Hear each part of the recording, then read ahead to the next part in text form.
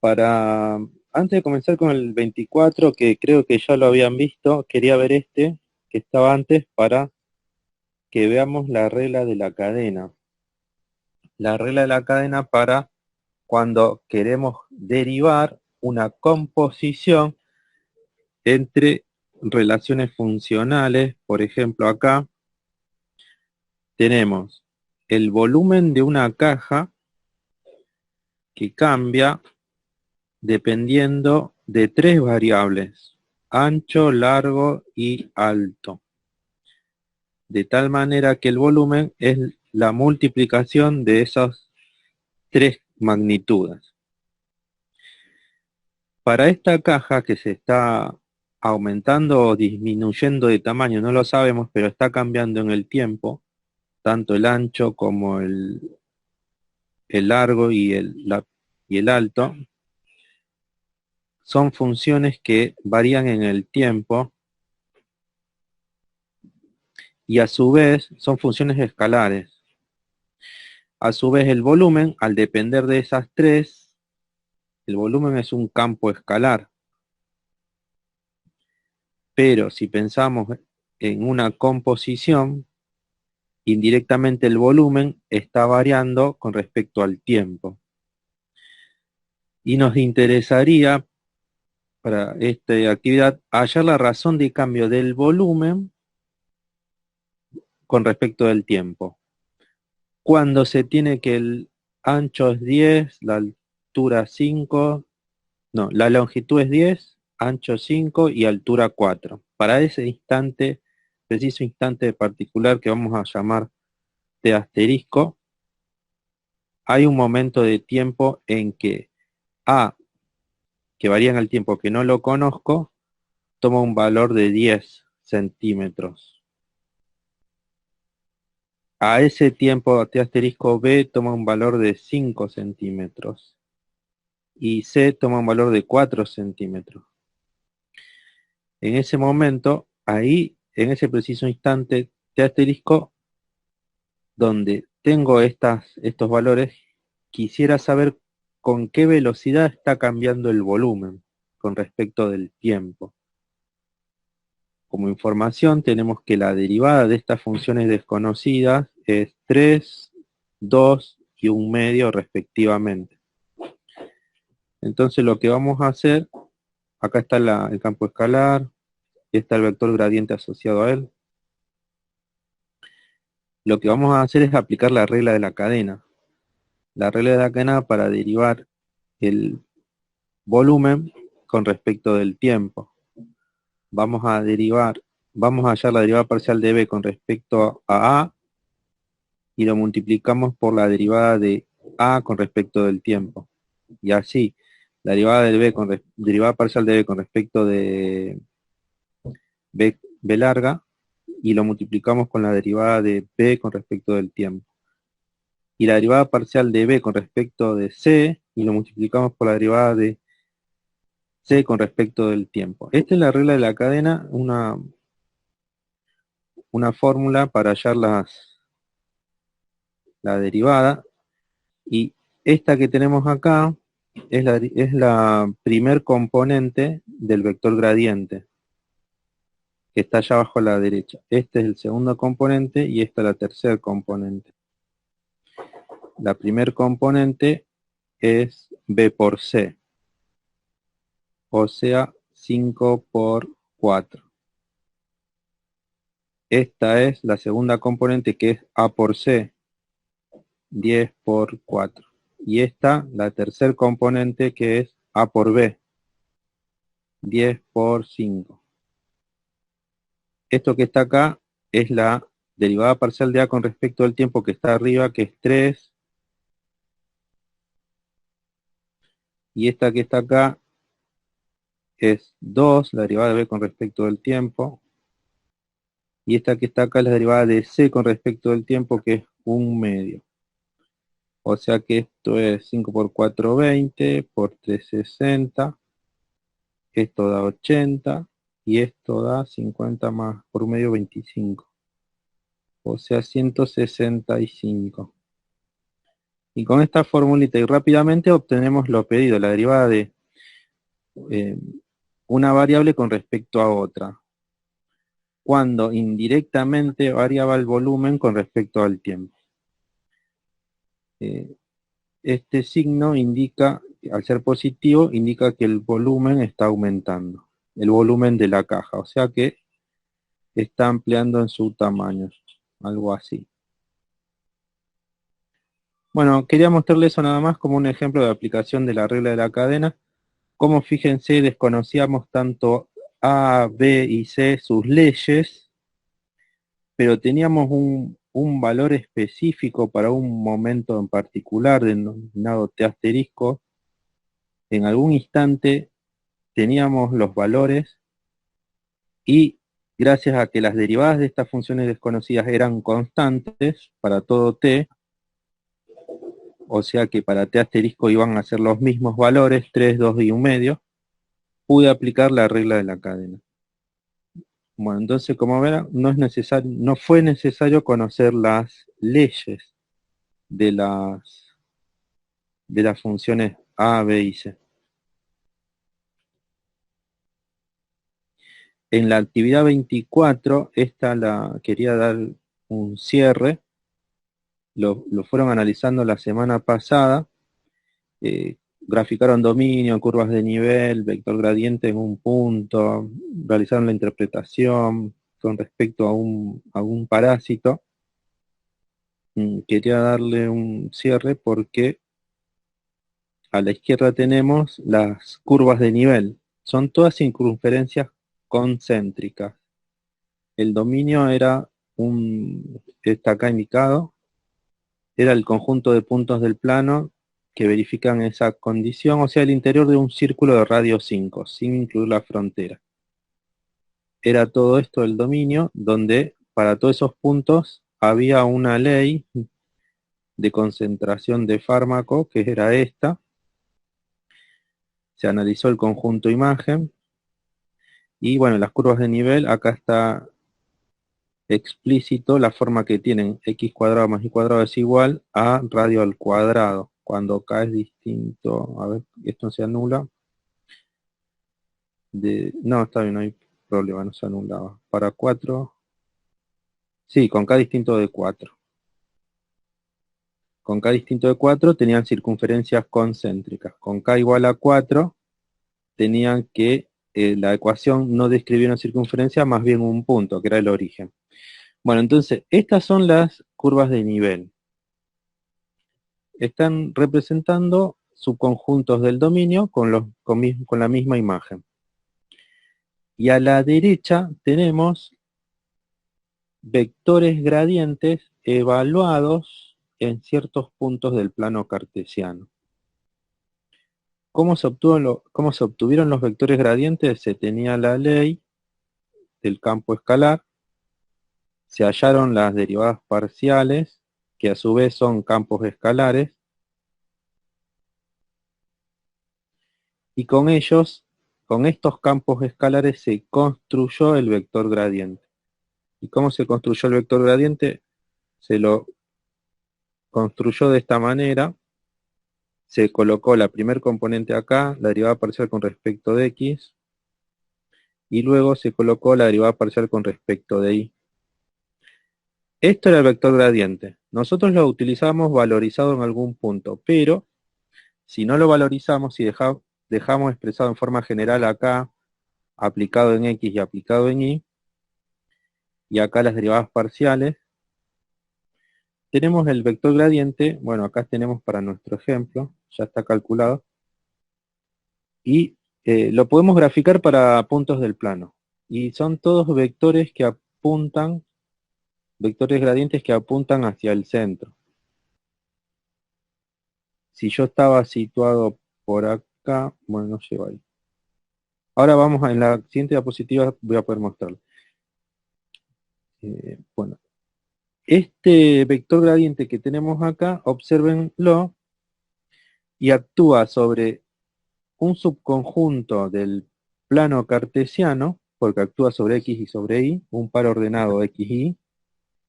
¿Y qué tenemos luego del signo igual? un vector de dos componentes. Ese vector de dos componentes está en R2. O sea que tenemos una relación funcional. El vector gradiente es una relación funcional, cuyo dominio es un conjunto de R2 y llega a R2. Este tipo de relación funcional lo vamos a denominar campo vectorial. Campo vectorial, y dado un punto del plano se obtiene un vector, indicado a la derecha. Entonces, si juntamos las dos gráficas, tenemos esto, donde para cualquier punto del dominio, por ejemplo observamos que el vector gradiente apuntan hacia el máximo del campo escalar. Todos apuntan hacia el centro.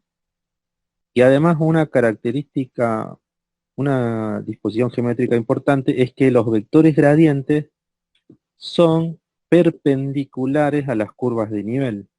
Fíjense, en azul tienen las curvas de nivel y después tienen los vectores gradientes que el software los grafica proporcional a su módulo. O sea que los que están más cercanos del centro tienen un mayor módulo, todos los que están por acá. Más alejados tienen un módulo menor. Estos que están por acá, su módulo es más chico. El software lo debió haber graficado así, proporcional a su módulo. Entonces, observen cómo todos apuntan hacia el origen y son perpendiculares a las curvas de nivel. Esto no es casualidad, siempre va a pasar esto. Los vectores gradientes van a ser perpendiculares a las curvas de nivel del campo escalar. O sea que yo tengo un campo escalar llamado f de xy. Si evalúo su dominio, en él puedo buscar las curvas de nivel que están en azul. Y si además con las derivadas parciales formo el vector gradiente de él, y lo grafico acá también, en gris, y las curvas de nivel en azul, van a tener siempre esta disposición geométrica. Los vectores gradientes siempre van a ser perpendicular a las curvas de nivel. Esto, lo que mostré en la diapositiva anterior, esto se denomina mapa de vectores gradientes, lo que está a la derecha. Entonces vamos a definir un poco más formal lo que es campos vectoriales. Denominaremos campo vectorial a una relación funcional que actúa en un subconjunto de R2 y a cada par ordenado de R2 le asigna un único vector componente en R2. Ese vector componente denominado F mayúscula en XY, Este es un ejemplo, R2, subconjunto de R2 y llega a R2. Este es un ejemplo, pero en forma general lo podemos indicar así. Subconjunto de Rn que llega a Rm, con n mayor que 1 y m mayor que 1. Los casos que conocemos son de R2 a R2, podría ser de R2 a R3, de R3 a R2, de R3 a R3, puede ser n mayor que 1 y m mayor que 1. Para esta definición específica estamos viendo un subconjunto de R2 que llega a R2. Un campo vectorial de esa manera. A cada par ordenado se le asigna entonces un vector bidimensional. Otra manera de escribir ese vector es a partir de sus componentes, así. Un campo escalar que multiplica al versor y más un campo escalar que multiplica al versor j. Y eso escrito en forma de componente será también Como todo vector, se podía dar en forma canónica o en forma dada por sus componentes. Así. Acá está. Entonces tenemos dos maneras de indicarlo, y en esta última se observa que es un campo vectorial es un par ordenado de campos escalares. Lo están conformando campos escalares.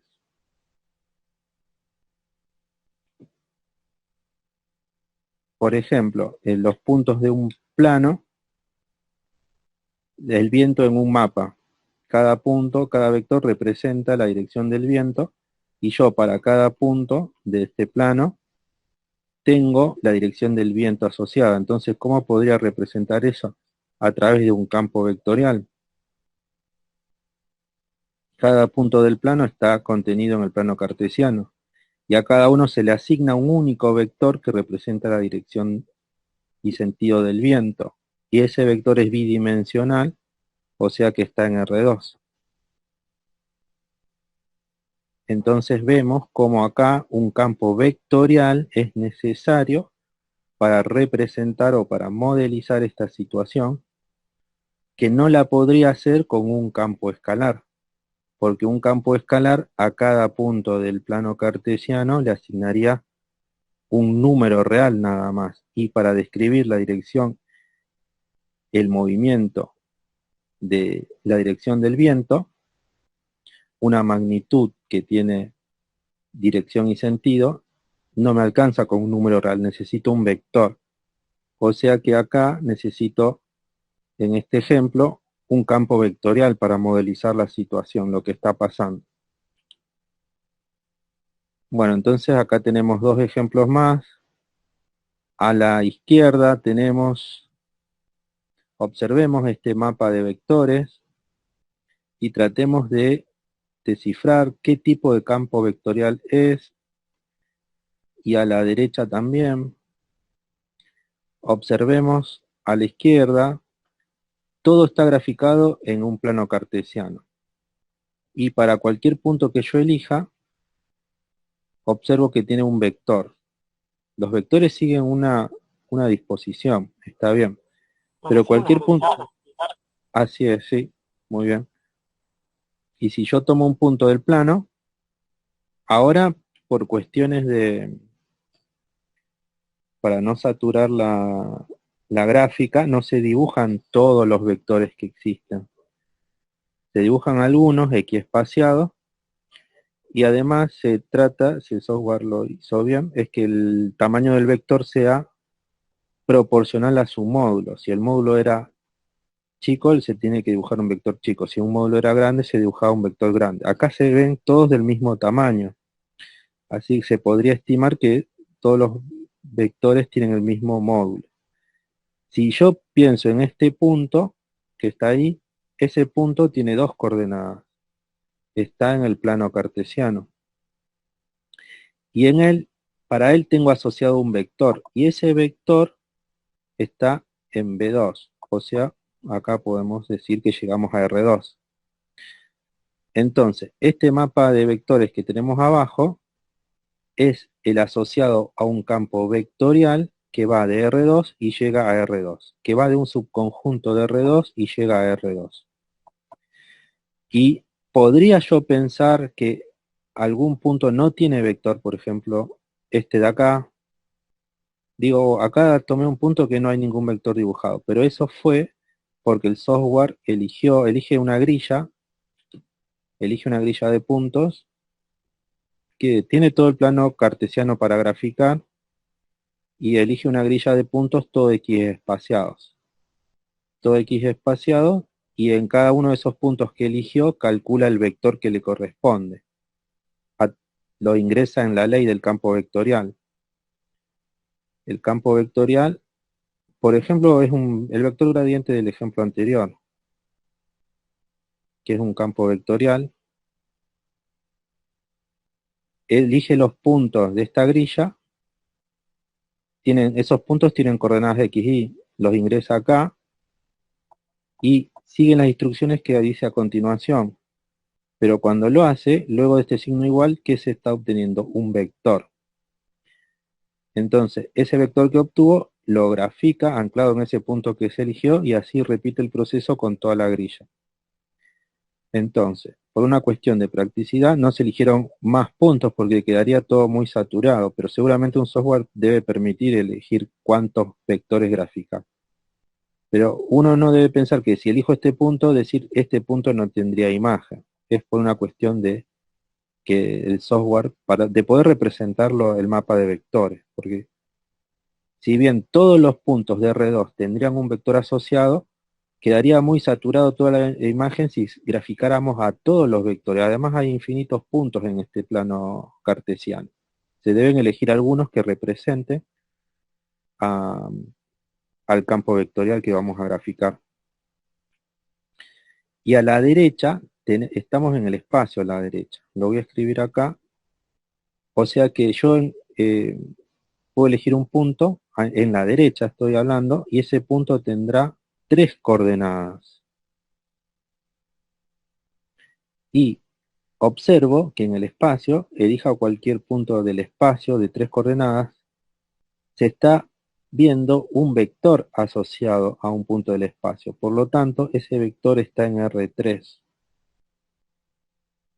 Estamos ante un mapa de vectores de un campo vectorial que va de un subconjunto de R3 y llega a R3, a la derecha. Un ejemplo sería la Tierra. La Tierra está en el espacio. Está en el espacio y cualquier punto que pensemos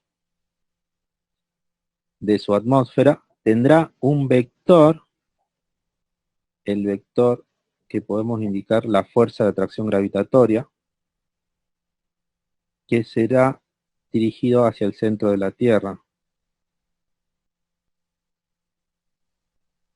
Y todo punto de la atmósfera tendrá un vector asociado. Todo punto de atmósfera podría ser atraído hacia el centro de la Tierra.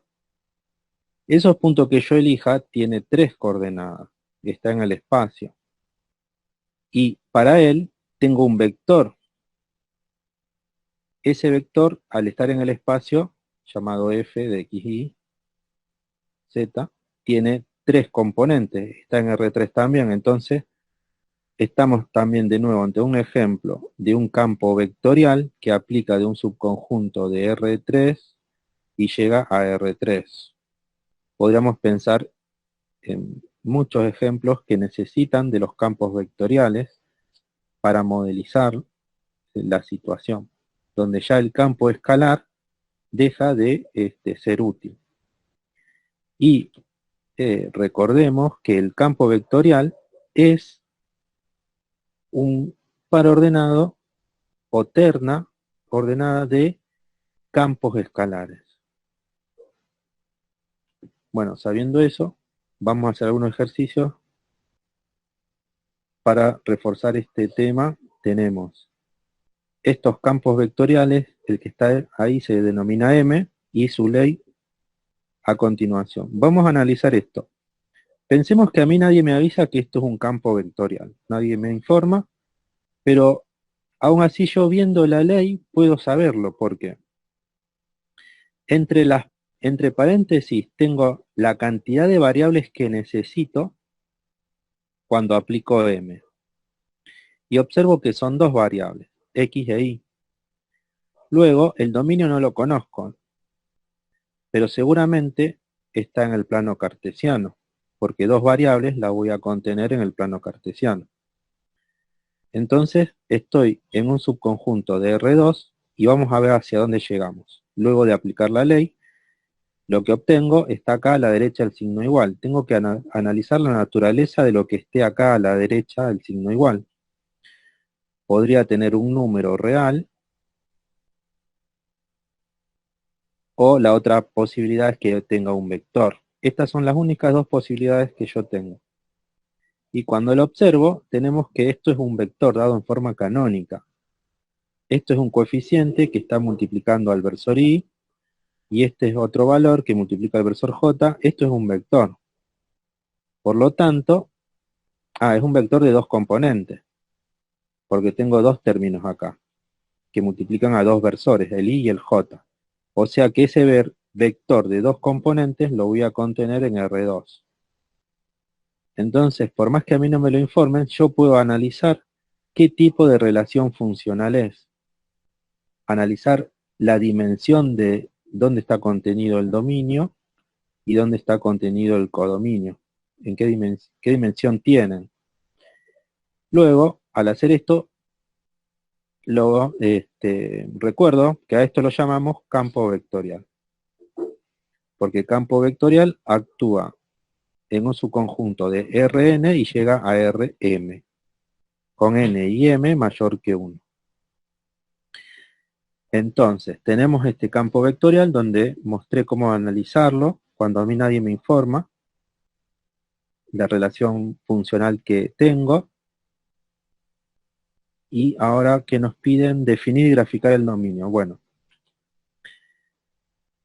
para definir y graficar el dominio, debo poder a X y a Y realizarle estas operaciones y estas otras operaciones al mismo tiempo. Pero estas operaciones se podían pensar que eran el resultado de un campo escalar, y estas también de otro campo escalar.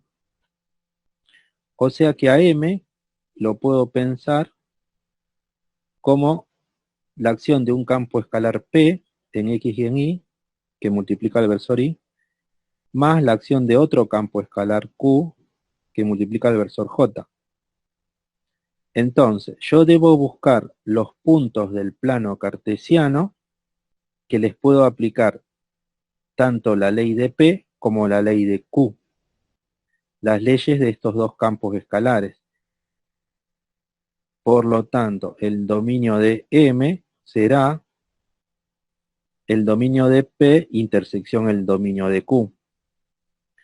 Porque a los puntos, a los pares ordenados X, Y, que le puede aplicar tanto P como Q, le podré aplicar M.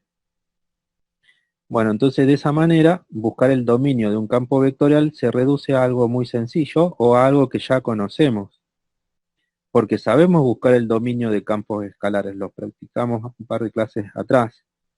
Simplemente ahora lo que tenemos que hacer es buscar el dominio de dos campos escalares para este ejemplo, el de P y el de Q, y al final hacer la intersección. Porque tal vez P, por la naturaleza de la ley, actúe en el primer cuadrante, por ejemplo. Y tal vez Q, tal vez Q actúe para los reales, para este semiplano. Entonces, este punto que está acá, en el segundo cuadrante, de nada me sirve que yo le pueda aplicar la ley de Q, porque a ese punto no le puedo aplicar la ley de P. Entonces yo necesito realizar la intersección entre ambos conjuntos, porque necesito puntos que le pueda aplicar tanto la ley de P como la de Q. Bueno, entonces comenzamos. A esto lo llamo P, P de XY, y será igual Y menos 2X, y busquemos el dominio de P. ¿No sería todos los reales en este caso? Sí, R2, todo el plano cartesiano, bien. Ahora buscamos a Q. Dejo anotado que lo voy a llamar Q, es 1 sobre Y más X. Y ahora sí, tengo cuidado porque hay una división. Y al denominador le pedimos que no sea 0. Entonces el dominio de Q serán puntos del plano cartesiano, pero que Y sea distinto de 0. Entonces ya tenemos los dos conjuntos, el dominio de P y el dominio de Q. Yo quiero saber los puntos que están tanto en este conjunto como en este otro. Entonces para eso voy a graficarlo. Graficamos el dominio de P. Como bien dijeron, era todo R2.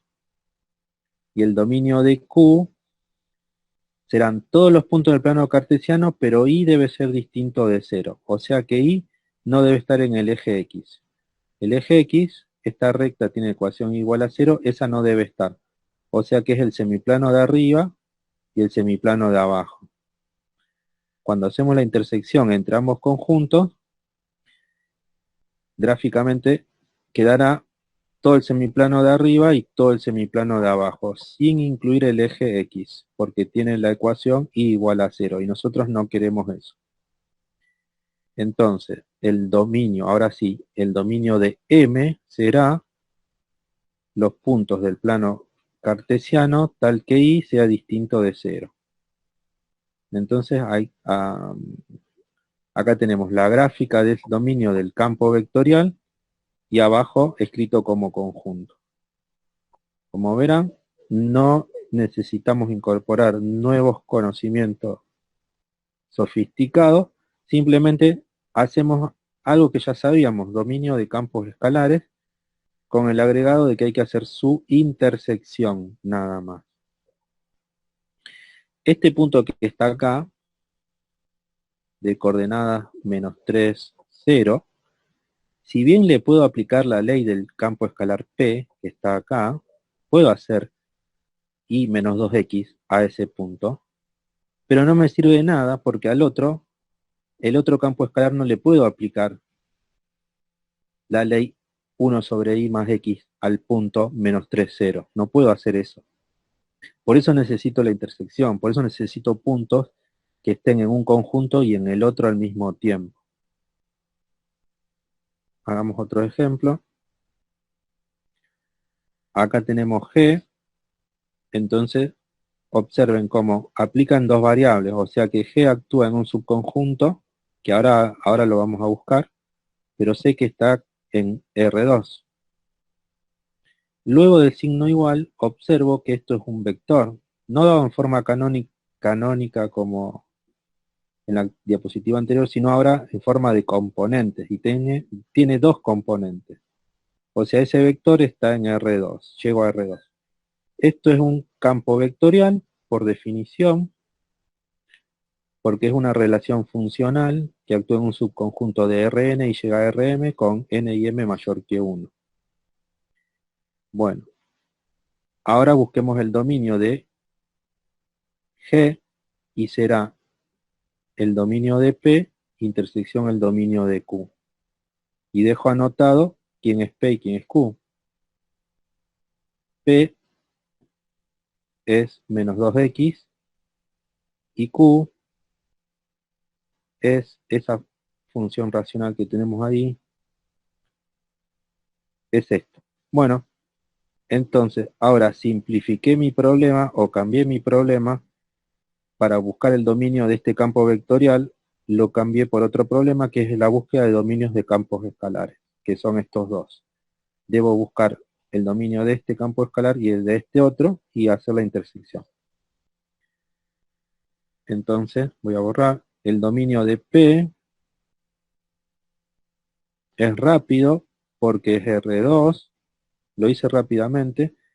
Ahora el otro no, porque hay una división y debo tener cuidado de que x cuadrado más 5 sea distinto de 0. Pero acá hay que razonar y tengo una suma. ¿Y qué debe pasar para que una suma se anule? Debo sumar un número real y su opuesto para que se anule. El opuesto de 5 es menos 5.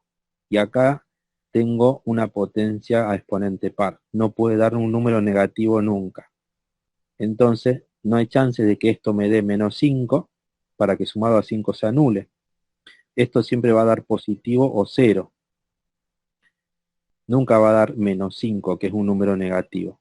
Por lo tanto, no tengo problemas con que se anule acá el divisor. Entonces, el dominio de Q, si bien había una división, analicé que no había problemas, serán todo el plano cartesiano. La intersección de esos dos conjuntos me dará el dominio de G y es R2. Y para graficarlo, bueno, hacemos esto. Hagamos otro más. Este campo vectorial actúa en un subconjunto de R2 y llega a R2. Esto lo denominamos P, vamos a ponerle P de nombre y a esto Q. Entonces, el dominio de H será el dominio de P intersección el dominio de Q. Vamos a Q. Q aplica en xy y es 2y menos x cuadrado. La ley está clara. Esta ley es la primer componente del campo vectorial, de la ley del campo vectorial. Pero esto acá tengo que poner las mismas variables en las que aplique el campo vectorial. Si el campo vectorial actúa en 2 variables, acá tengo que poner 2. Si el campo vectorial actúa en 3, acá tengo que poner 3. Acá observo una raíz de índice par. El radicando debe ser positivo o 0. Esta inecuación vamos a intentar resolverla. Podemos hacer, voy a borrar 2y menos x cuadrado. Hay varias estrategias para graficar esto. Lo que podemos hacer es cambiarlo por una igualdad primero.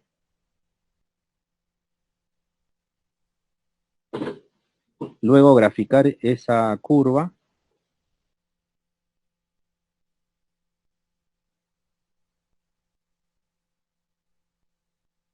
Observo que es una parábola.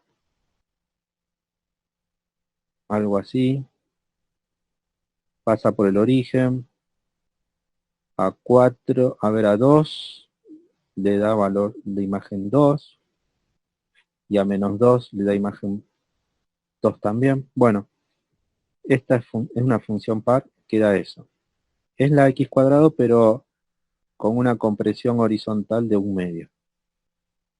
Ahora, esta curva, que la voy a dibujar en forma continua, porque acá está el signo igual incluido, me determina 2 regiones, una arriba de ella y una debajo de ella. ¿Cuál de ellas verificará la inecuación pedida? Bueno, tomo un punto de prueba. Tomemos este de acá, el 0,1. Y con su y y con su x, vayamos a la inecuación y veamos si la verifica o no. 2 por y sería 2 por 1. Menos 0 al cuadrado, debo ver si eso es mayor o igual que 0. Y sí, me queda. Ese punto representaba a todos los que están arriba de la parábola, o sea que todos van a verificar la inecuación pedida. Y listo. Esta es la gráfica de el dominio de P. Vamos a anotarlo. El dominio de P son puntos x, y del plano cartesiano, tal que 2y menos x cuadrado es mayor o igual que 0. Y ahora cuando observo arriba a Q, veo que en las leyes no tenemos inconvenientes, o sea que el dominio de Q será todo el plano cartesiano. Entonces, el dominio de Q es todo el plano cartesiano y el dominio de P es todo esto. La intersección del dominio de P con el plano cartesiano da todo esto de nuevo. O sea que el dominio de H será también todo esto que está acá.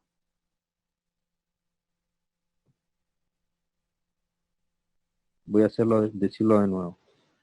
Tengo esto, intersección esto. Si esto lo pinto de rojo y esto lo pinto de verde, y hago la intersección y superpongo ambas regiones, ¿qué quedará pintado en rojo y verde? Bueno, esto de acá. Entonces, esto de acá es la intersección. Es los puntos en común para ambas regiones de arriba.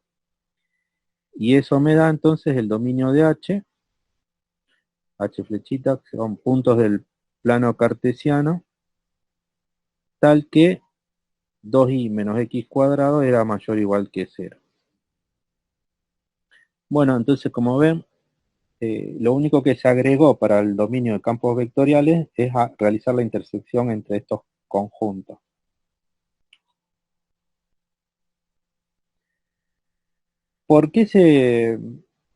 ¿Cómo comenzamos estas diapositivas? ¿Cómo lo conectamos con el ejercicio del parásito y la actividad 24?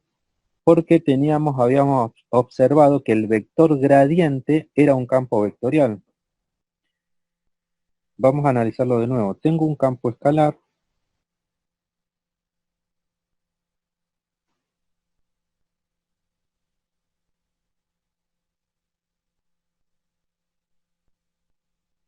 Tengo este campo escalar y con él, a partir de él, obtengo las derivadas parciales con respecto de x y con respecto de y.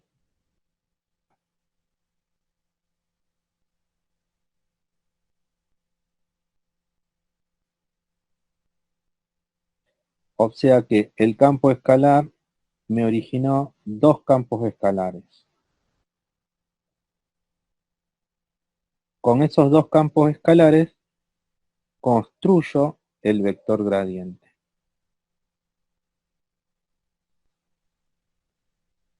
Pongo el primer campo escalar acá, en la primer componente, y el otro en la segunda componente.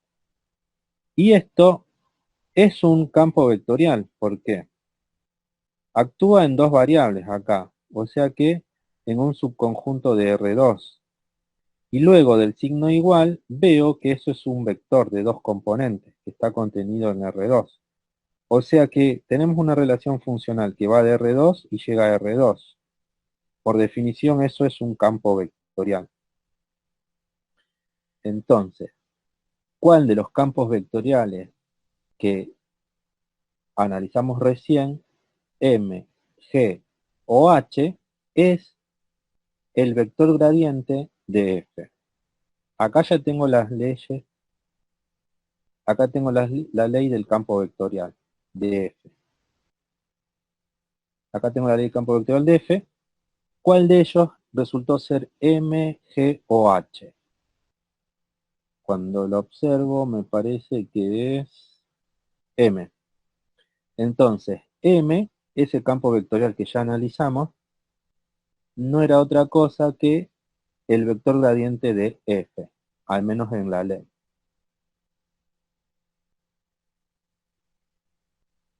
Bueno, continuamos. Ahora que introducimos esta nueva relación funcional, que es el campo vectorial, vamos a combinar un poco lo que teníamos de vector gradiente y curvas de nivel de campos escalares. Tenemos ese campo escalar y menos x y un punto del dominio, y me piden definir y graficar el dominio del campo escalar. Bueno, vamos a hacerlo medio rápido porque esto ya lo sabemos. Este es R2. Definir y graficar el dominio. Bueno, ahí está definido y la gráfica será todo esto. Ya está. Continuamos. Determinar el vector gradiente en el punto provisto. Bueno, el vector gradiente. Bueno, observen entonces. Voy a escribir el vector gradiente.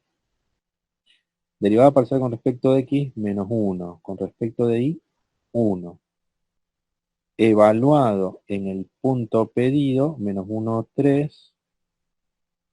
Veo que acá en la ley, que la voy a recuadrar, no hay variabilidad en la primera componente y en la segunda, siempre se están obteniendo vectores de módulo constante. Bueno, entonces eso es lo que obtuvimos. Ahora en el ítem C me piden dar las ecuaciones paramétricas de una curva de nivel. ¿Por qué? Porque vamos a relacionar este vector gradiente que encontré con la curva de nivel que pasa por A. O sea que tengo el punto A del dominio. Obtuvimos el vector gradiente en él. Y ahora vamos a obtener la curva de nivel que pasa por ella. por ese punto. Y vamos a observar la relación que hay entre estos dos elementos, que ya lo charlamos cuando cerramos la actividad 24. Habíamos mencionado que resultaban perpendiculares, siempre. Entonces vamos a observarlo acá para esta actividad también. Busquemos la curva de nivel, que es lo único que me falta. La curva de nivel, veamos, el punto es menos 1, 1. La curva de nivel, ¿cómo la hallo? Bueno, necesito la imagen de A. La imagen de A será la imagen de menos 1, 3. Será 3 menos menos 1, es 4. Por lo tanto, A pertenece a la curva de nivel C sub 4. Busquemos esta curva de nivel que contendrá el punto A. La curva de nivel es F en XY igual a 4. Y menos X igual a 4. Y para graficar despejamos la Y. Me queda esta recta que corta al eje Y en 4 y al X en menos 4. Y debe contener al punto A, que es de coordenadas menos 1, 3. Veámoslo, menos 1 más 4 da 3, sí. El punto A verifica la ecuación de la curva de nivel, por lo tanto pertenece a la curva de nivel. Además, el punto A, su imagen es 4 y eso confirma también que pertenece a la curva de nivel C sub 4. El vector gradiente era menos 1, 1. El menos 1, 1 es así. Lo tengo más prolijo acá. Acá está en rojo el vector gradiente, en verde la curva de nivel, C sub 4, en rojo acá el vector gradiente, evaluado en A, y vamos a dar un vector tangente a la curva de nivel en el punto A. Para eso necesitamos parametrizar a la curva C sub 4, ya que la función vectorial asociada a esta parametrización, su derivada primera me dará vectores tangentes. Entonces, ese es el camino y procedemos a parametrizar.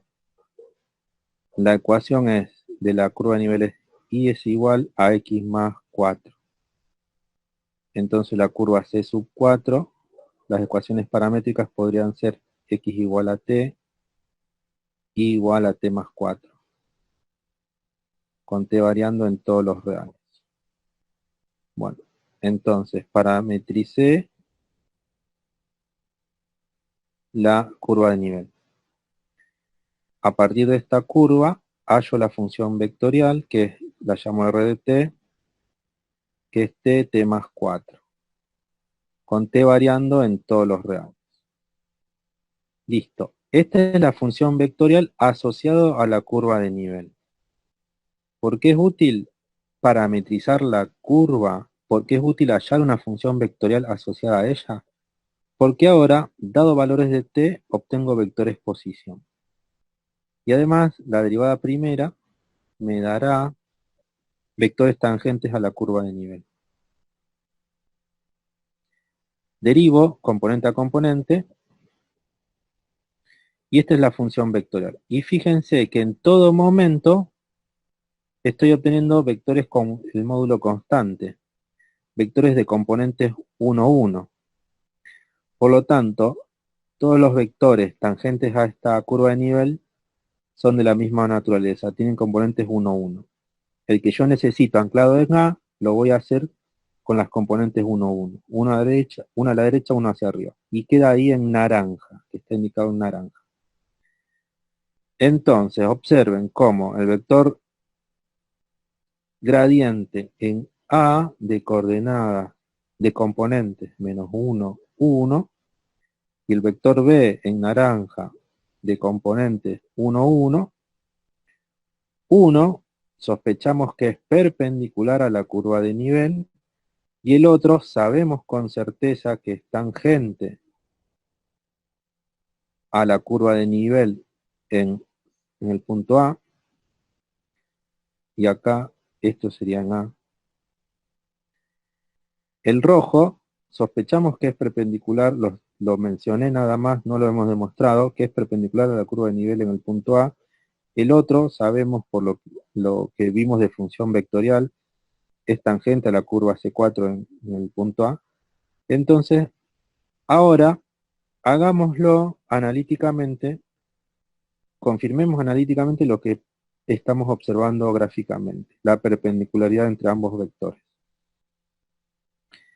El vector gradiente en A, escalar B, será menos 1, 1, escalar 1, 1.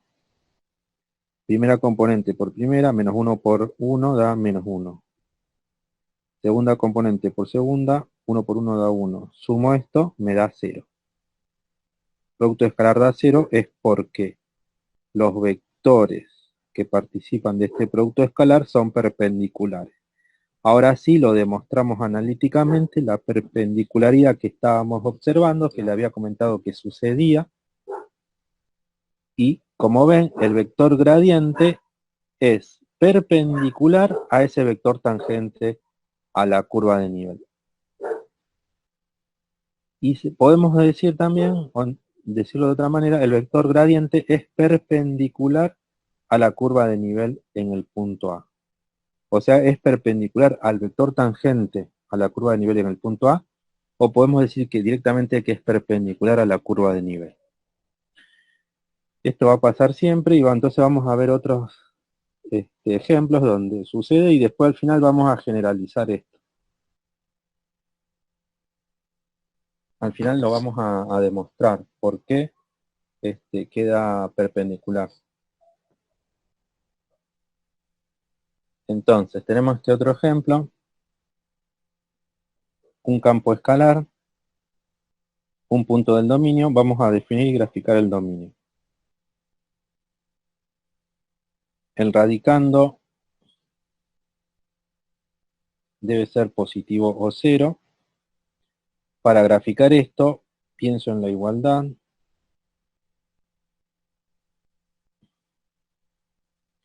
Y esta ecuación corresponde a esta curva, que es una parábola horizontal, que está acostada. Esta es muy común, conviene que la aprendamos, es así, es la raíz de x arriba y la menos raíz de x abajo. Porque si de acá despejo la y, obtengo las dos ecuaciones que escribí acá y acá. Elegí no hacerlo porque ya sé que es directamente esta parábola horizontal, con la disposición horizontal. Ahora me quedaron dos regiones, uno a la izquierda y uno a la derecha de esta curva. Debo elegir un punto que represente a una región o a la otra y ver cuál es, si la inecuación se verifica o no. Entonces tomo este punto 3, 0 y con sus coordenadas x e y voy a la inecuación y veo si se verifica. Hago 3 y veo si le resto 0 al cuadrado, eso resulta mayor o igual que 0. Y sí, 3 es mayor o igual que 0. Por lo tanto, toda la región que está acá es el dominio de ese campo escalar. Vamos a escribirlo. Dominio del campo escalar son puntos del plano cartesiano tal que x menos y cuadrado es mayor o igual que 0. Veamos, ahora analicemos el punto A. Con eso cumplimos el punto A. Analicemos el punto B, digo. Vector gradiente en el punto B larga. Para el campo escalar, puedo hallar entonces su vector gradiente. Dado un campo escalar, puedo obtener un campo vectorial particular que se llama vector gradiente, que está conformado por las derivadas parciales con respecto a una variable y a la otra, a x y a y. Entonces voy a continuar acá abajo, vector gradiente es igual. Debo derivar eso con respecto a X y luego con respecto a Y. Como ustedes practicaron la derivación parcial, esto ya lo hacemos rápido. Acá va menos 2Y. Este es el vector gradiente, es un campo vectorial y el mismo lo quiero evaluar en 2, 1. Entonces, comencemos por la raíz. Tenemos 2 menos 1 cuadrado es 1. Raíz de 1, 1. O sea que tengo un medio. Luego acá tengo arriba menos 2 sobre 2 da menos 1. A ver, hagámoslo de nuevo. Esto da 1 por 2, 2 y arriba es menos 2, sí, menos 1. Un medio menos 1. El vector gradiente es un medio menos 1.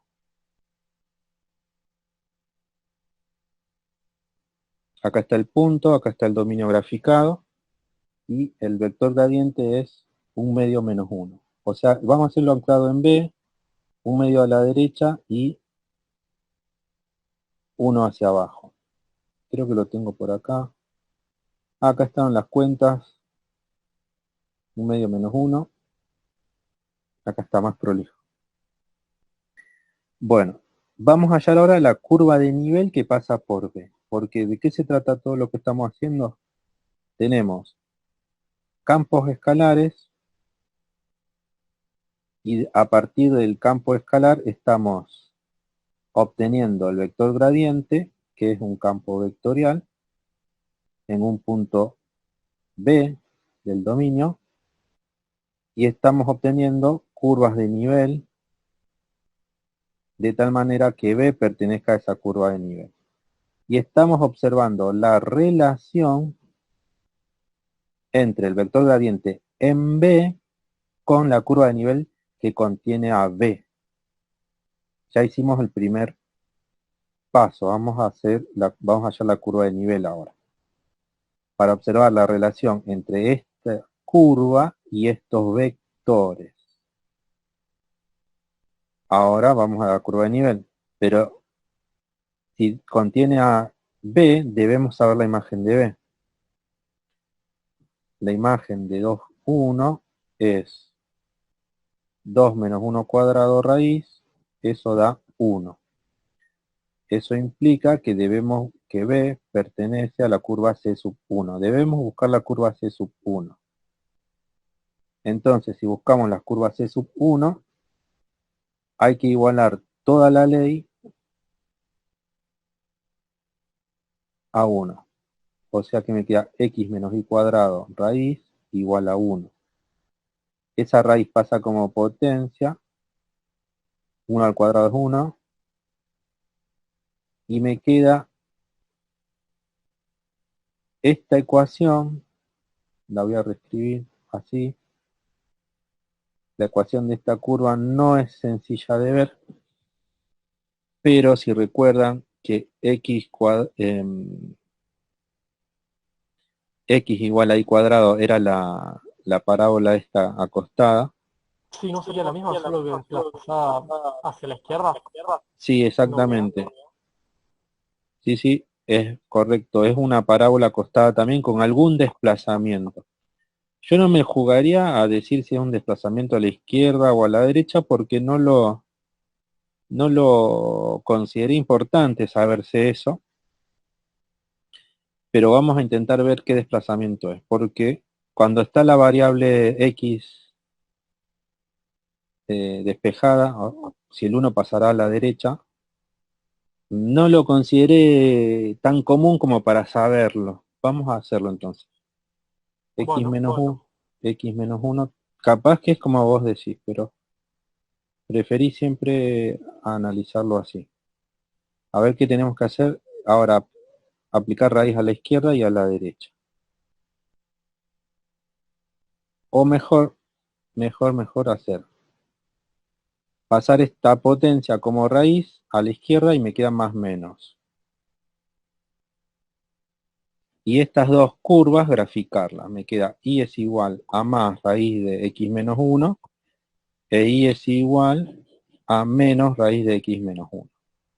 Y ahora sí, cuando está despejada la y, observo que es la raíz de x, una unidad desplazada hacia la derecha.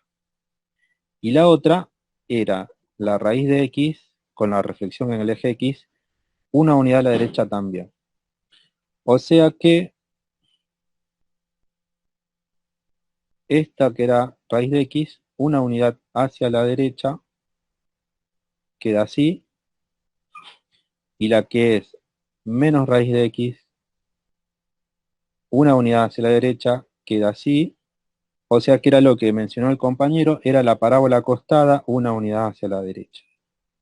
Pero yo no me quise arriesgar, con miedo a equivocarme, lo analicé como les mostré, y acá está la curva de nivel, que se llama C sub 1.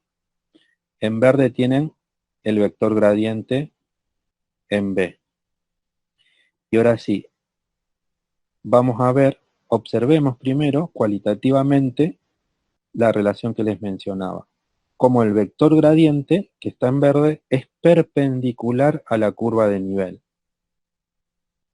Fíjense que sí, se observa perpendicular. Vamos a tratar de demostrar esto analíticamente.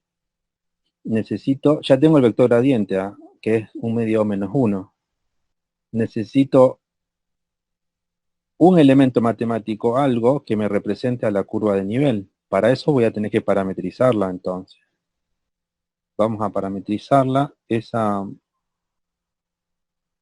curva con esta ecuación.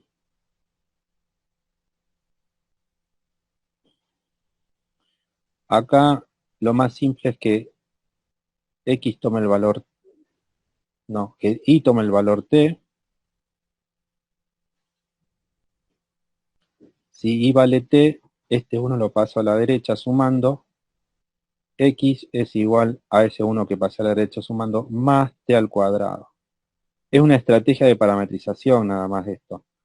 Cuando estamos... Bueno, entonces, esto es una estrategia de parametrización donde tomo que y valga t y veo cómo cambia, cómo quedaría la x. Si acá tengo una t al cuadrado, el 1 paso sumando y entonces x fue sencillo. Ahora digo que es 1 más t cuadrado. Esta es la parametrización, una de las infinitas que posiblemente hay. Yo necesito solamente una. Con ella formo la función vectorial, que será 1 más t cuadrado, t, con t variando en los reales. Y ahora, esta función vectorial la derivo y ella me dará vectores tangentes. La derivada de esa función vectorial será 2t1. Es sencilla, observenla, que no es complicada. Derivo componente a componente. Entonces voy a borrar todo. La derivada de la función vectorial es 2t1, con t variando en los reales. Ahora, ¿cuál es el valor de t que me da, que aplicado en r de t, me da el punto B? O el punto OB, mejor dicho. El vector OB de componentes 2, 1. ¿Qué valor tiene que tomar t para darme el vector posición OB de componentes 2, 1? Porque cuando lo encuentre, con él voy a la función vectorial que está arriba, que me da vectores tangentes, y conoceré el vector tangente en este punto. Bueno, necesito saber,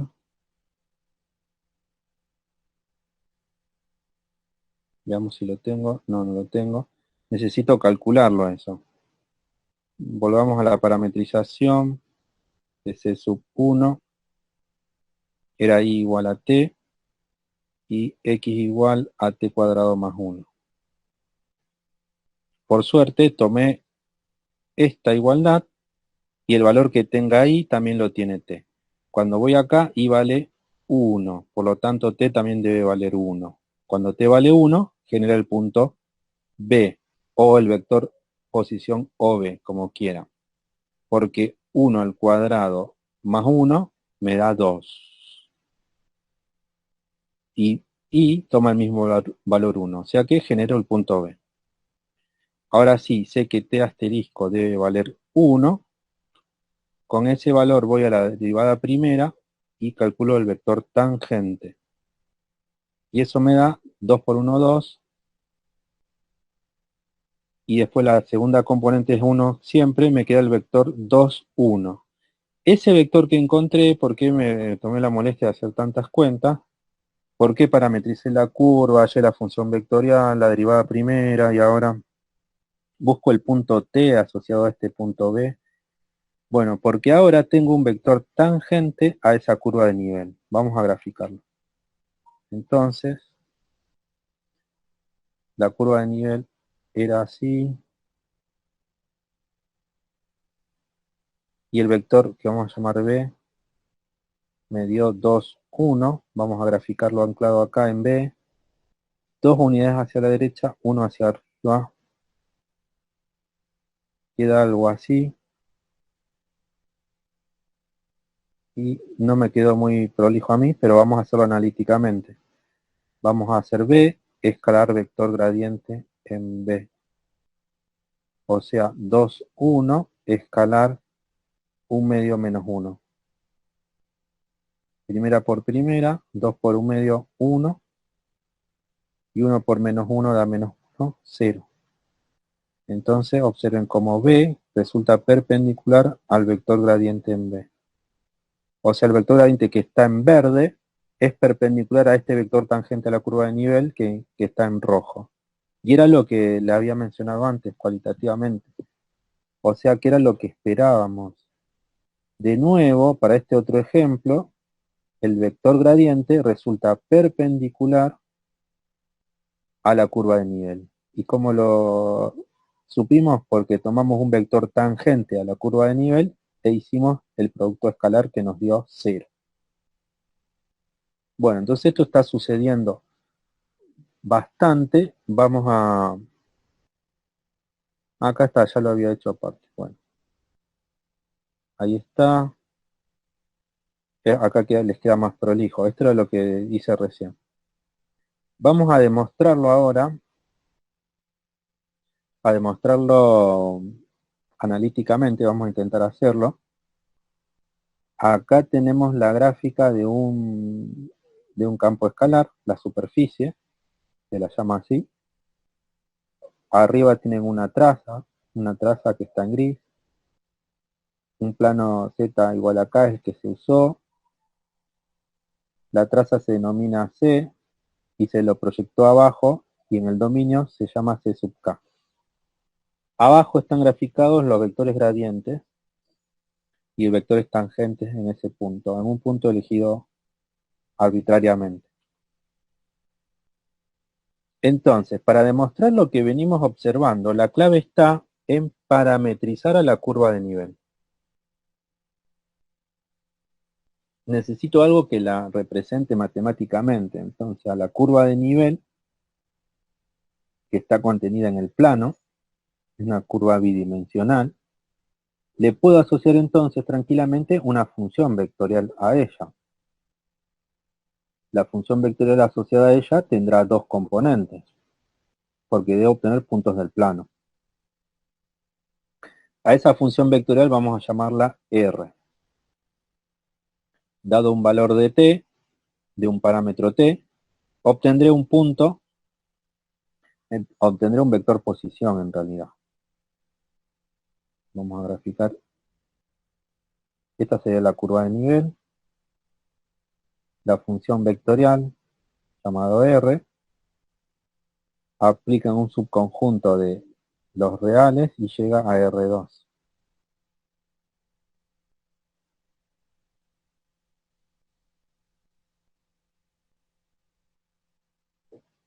O sea que para un valor del parámetro t estoy obteniendo un vector posición, ya se anclado en el origen, cuyo punto final es el es un punto de esta curva que tengo yo. Bueno, ahora, si todo punto de la curva de nivel es un punto de la curva de nivel, debe cumplir con esta igualdad que está acá.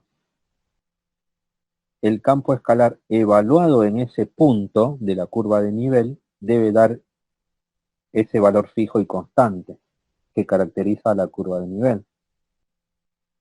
Si K vale 4, todas las imágenes de esos puntos de la curva de nivel valen 4. Si K vale 6, todas las imágenes valen 6. En forma general, si la curva de nivel se llama C sub K, todas las imágenes darán el valor K. O sea que, ¿qué estamos haciendo? A la curva de nivel la parametricé con una función vectorial. Luego, todo punto de ella tiene dos coordenadas. Esos valores en el campo escalar deben dar la misma imagen, K. Lo que vamos a hacer ahora es derivar esta igualdad que tenemos acá a la izquierda y a la derecha. Pero cuando intento derivarlo a la izquierda, observo que esto es una composición, porque actúa un campo escalar sobre dos componentes que me las devolvió ¿quién?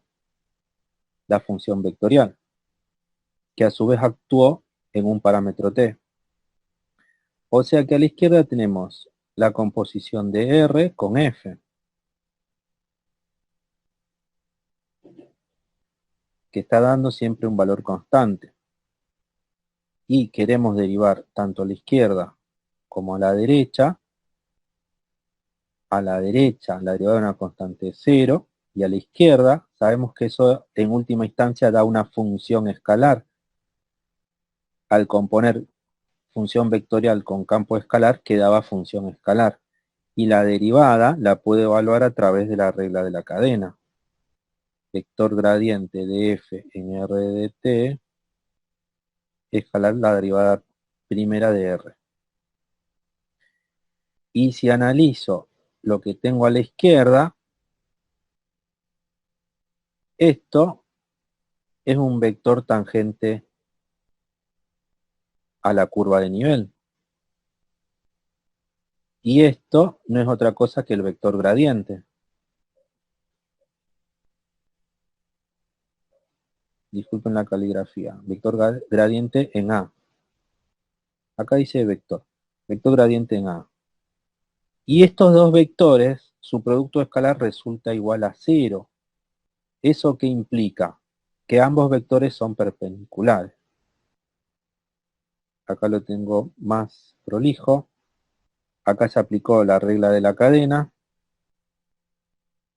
Se agrupó este factor con este en un vector y este factor con este en otro vector para expresar todo como un producto escalar. Esto que está acá arriba es el resultado de un producto escalar que se reescribe acá abajo. Y esto no es otra cosa que el vector gradiente. Y el que está acá es la derivada primera de la función vectorial R. Entonces, si esto da 0, es porque esos vectores son perpendiculares. Entonces tenemos dos maneras de dimensionar este resultado. El vector gradiente en un punto del dominio es perpendicular a un vector tangente a la curva de nivel en ese punto del dominio. O sea que si yo tengo un punto del dominio, por él pasa una curva de nivel. Voy a tener un vector tangente a la curva de nivel en ese punto del dominio y voy a tener el vector gradiente en ese punto del dominio. Estos dos vectores que estoy hablando van a resultar perpendiculares. Pero otra forma de expresarlo también es decir que el vector gradiente es perpendicular a la curva de nivel, sin mencionar vectores tangentes. El vector gradiente es perpendicular a la curva de nivel, en el punto donde se ha aplicado el vector gradiente. Bueno, y con eso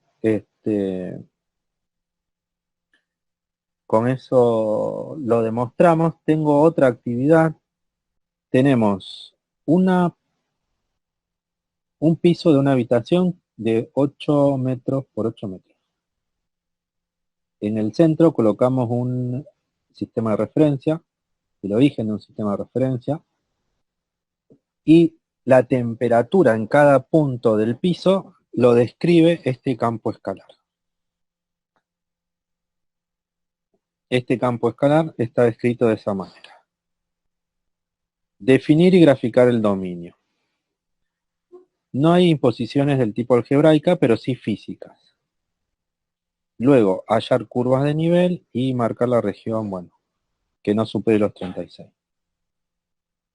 Esta es la gráfica del dominio, es un rectángulo. Eso como conjunto, ¿cómo lo podemos escribir? El dominio de T será los puntos del plano cartesiano, tal que, y ahora por separado, tanto a la X como a la Y le impongo restricciones. Digo que X es mayor que menos 4, mayor o igual que menos 4 y menor o igual que 4, y que Y es mayor o igual que menos 4 y menor o igual que 4. Y listo. De esa manera defino un conjunto de puntos que conforman un rectángulo. Luego, me piden hallar las isotermas, o sea, las curvas de nivel.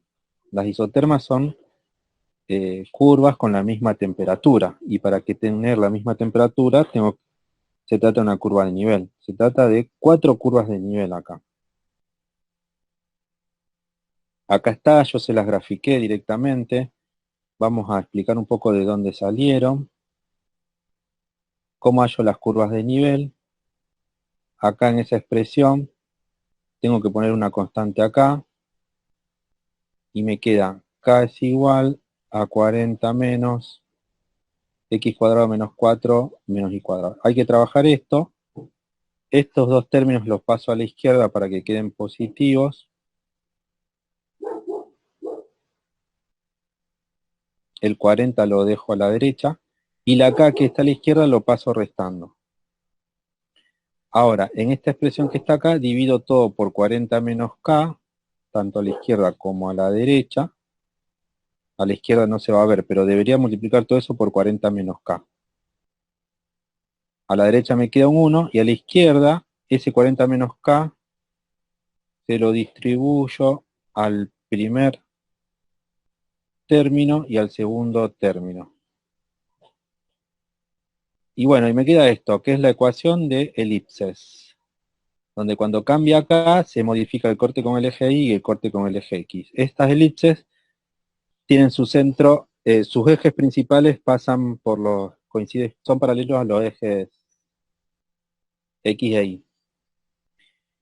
Y los focos de las mismas están sobre el eje X. Bueno, entonces, fíjense, si bien me quedan elipses, yo borré todo lo que quede fuera del dominio. Porque a la última elipse, que es C sub, no se observa, C sub 24 me parece. A ver, la última de todas, no me interesa el nombre, pero fíjense cómo la borré. Acá lo tengo, C sub 24, sí. C sub 24, la última, C sub 24, esa ecuación de la elipse, x cuadrado más sobre a cuadrado más y cuadrado sobre b cuadrado igual a 1, tengo que tener cuidado porque es una ecuación que se podría verificar para, si yo no tengo ninguna imposición, a puntos que conforman una elipse. Pero los puntos de la curva de nivel deben respetar dos condiciones. Verificar la ecuación, sí, pero a su vez también tienen que ser puntos del dominio. Esa es una condición también importante para pertenecer a una curva de nivel. O sea que solamente los puntos del dominio que verifican la ecuación de arriba son los que pertenecen a la curva de nivel. Por lo tanto, acá las elipses quedaron cortadas, es lo que corresponde. Lo que quede fuera del dominio lo borro. Entonces me quedan las que ven a ustedes, la C24 que está cortada acá, la C36 pedida, la C39 y la C40. A medida que aumenta acá, el tamaño de estas elipses va disminuyendo. Por lo tanto, si yo me imaginara qué pasara, a medida que voy para valores de K mayores, las elipses disminuyen en su tamaño. Incluso la C40 vale, es un punto, es el origen. O sea que yo me podría imaginar algo así, pero cuidado, porque lo voy a tener que cortar, ya que todo eso se debe tener que proyectar en un rectángulo o un cuadrado, como está acá.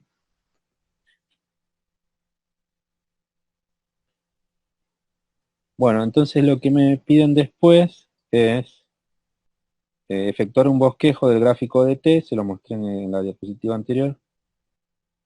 Hallar el vector tangente a la isoterma que pasa por el punto B02. Graficar con clave en B. Bueno, hacemos E y F. Para hallar un vector tangente, debo parametrizar a la isoterma. Y la isoterma era una elipse, si estuviera completa. La que pasa por el punto B02. Para parametrizar una elipse, entonces esa isoterma, vamos a ver qué isoterma es. T en 0,2 vale 40 menos 0 cuadrado dividido 4 menos 2. O sea que esto es 0,2 también, sí. Esto es 38.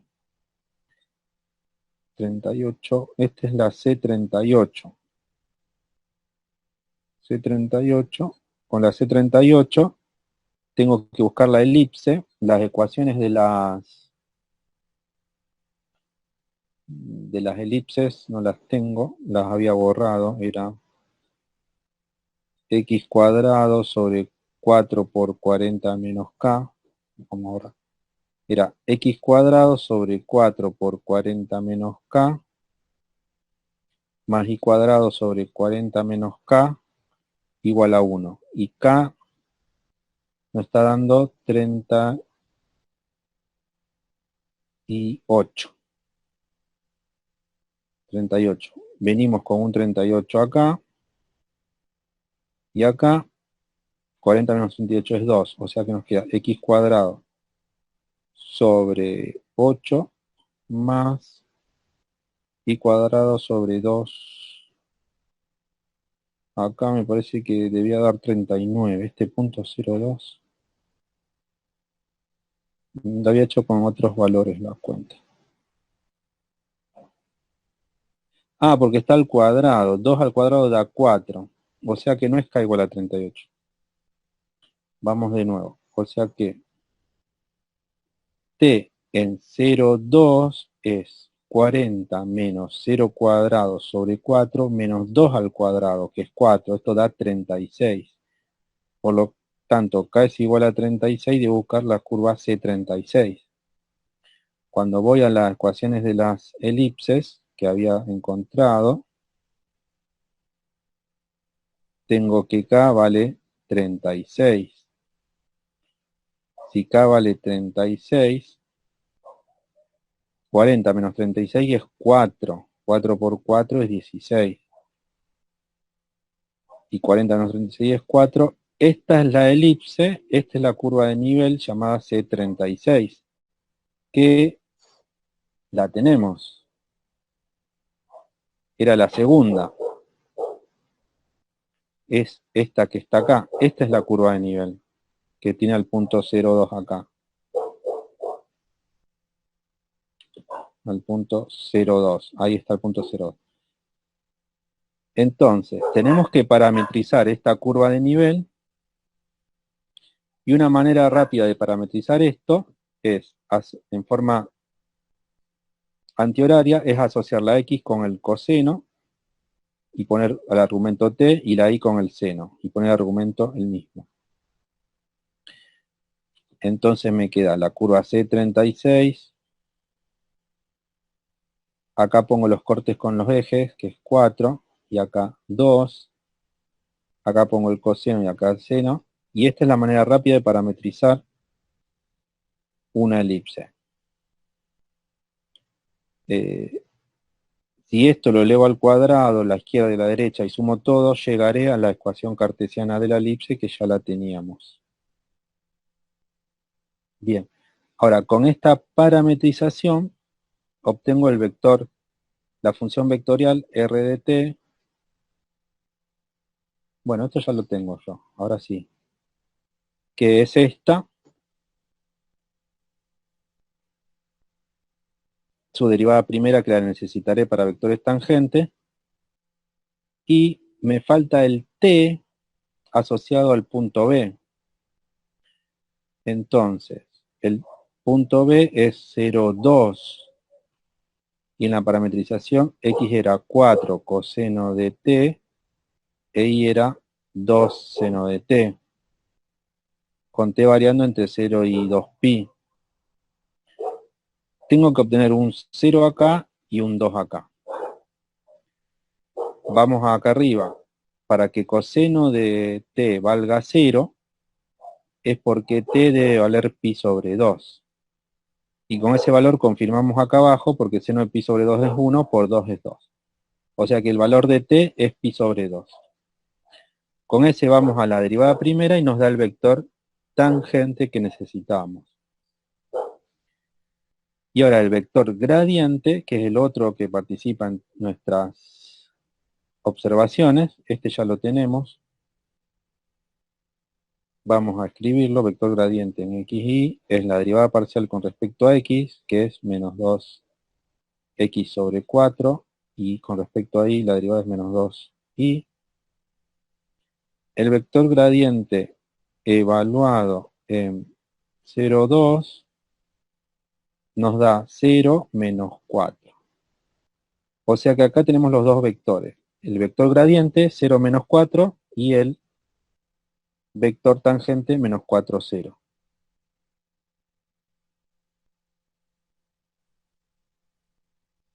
Y acá están las gráficas.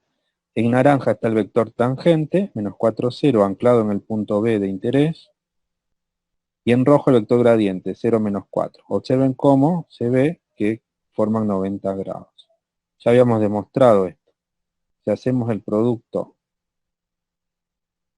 escalar, menos 4, 0, escalar 4 menos 4, primera por primera, menos 4 por 0, 0, y segunda por segunda, 0 por menos 4, 0, todo da 0. Entonces demostramos que ambos vectores son perpendiculares.